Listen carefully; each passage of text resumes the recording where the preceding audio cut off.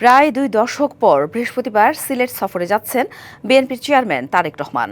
হজরত শাহজালাল ও হজরত শাহপরানের মাজার জিয়ারতের পর তিনি আসন্ন জাতীয় সংসদ নির্বাচনে দলের আনুষ্ঠানিক প্রচার শুরু করবেন। ঐতিহ্যবাহী আলিয়া মাদ্রাসা মাঠে নির্বাচনী জনসভায় বক্তব্য দেওয়ার কথা রয়েছে তার। এ উপলক্ষে ব্যাপক প্রস্তুতি নিয়েছে সিলেট জেলা ও মহানগর বিএনপি। এ নিয়ে আরও জানাতে সরাসরি যুক্ত হয়েছেন সহকর্মী প্রত্যুষ তালুকদার। প্রত্যুষ, বিএনপি চেয়ারম্যান তারেক রহমানের সিলেট সফর ঘিরে নেতাকর্মীদের উচ্ছ্বাস, প্রস্তুতি আর আইন শৃঙ্খলা পরিস্থিতি সব মিলিয়ে বিস্তারিত জানাবেন। সাথী, আমি এখন রয়েছি চৌহাট্টায়। প্রথমে বলতে চাই যে এই চৌহাট্টা চত্বর কেবল না, পুরো সিলেট বলা যায় ব্যানার পোস্টারে ছেয়ে গেছে বিএনপির চেয়ারম্যানকে স্বাগত জানিয়ে। তো এছাড়াও কিন্তু দলীয়ভাবে নানা প্রস্তুতি গ্রহণ করেছে নগর এবং জেলা বিএনপি।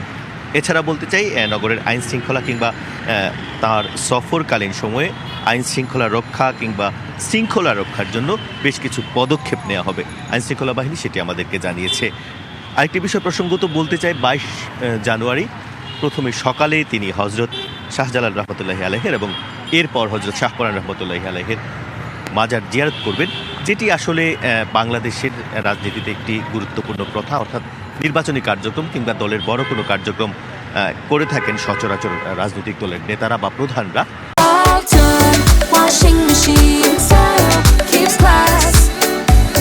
বিএনপির সেই ধারাবাহিকতাটি রয়েছে এবং এই প্রসঙ্গে একটু বলতে চাই আমি, ইতিহাস বলছে কিন্তু 1978 সালে প্রথমে এই 1978 সালের 1 জুন বিএনপির প্রতিষ্ঠাতা এবং শহীদ প্রেসিডেন্ট জিয়াউর রহমান সিলেটে হজরত শাহজালাল মাজারে আসেন। তারপর 1994 এবং 2018 সালে সদ্যপ্রয়াত দলের বেগম খালেদা জিয়া তিনিও কিন্তু এখানে আসেন। এর ধারাবাহিকতায় তারেক রহমানের সফরটি খুবই গুরুত্ব বহন করছে। তো সব কিছু মিলিয়ে সিলেট নগর যেরকম সেজেছে বিভিন্ন ধরনের ব্যানার, পোস্টার, ফেস্টুনে, এর পাশাপাশি সিলেটে কিন্তু নানা ধরনের অনুষ্ঠান হচ্ছে, বিভিন্ন ধরনের আসলে মিটিং হচ্ছে, স্বাগত মিছিল হচ্ছে এবং নানা ধরনের আসলে দলীয় নেতাকর্মীদের মধ্যে উৎসাহ উদ্দীপনার একেবারেই কমতি নেই। তো এখন পর্যন্ত বিএনপি নেতাকর্মীরা জানিয়েছেন মঞ্চে ঠিক যেরকম নিরাপত্তা থাকবে, মঞ্চের আশেপাশে কয়েক স্তর নিরাপত্তা থাকবে এবং 22 জানুয়ারি সকালে বাজার জিয়ারতের পর ঠিক আমার পেছনে আলিয়া মাদ্রাসা মাঠে কিন্তু সেখানে জনসভা হবে।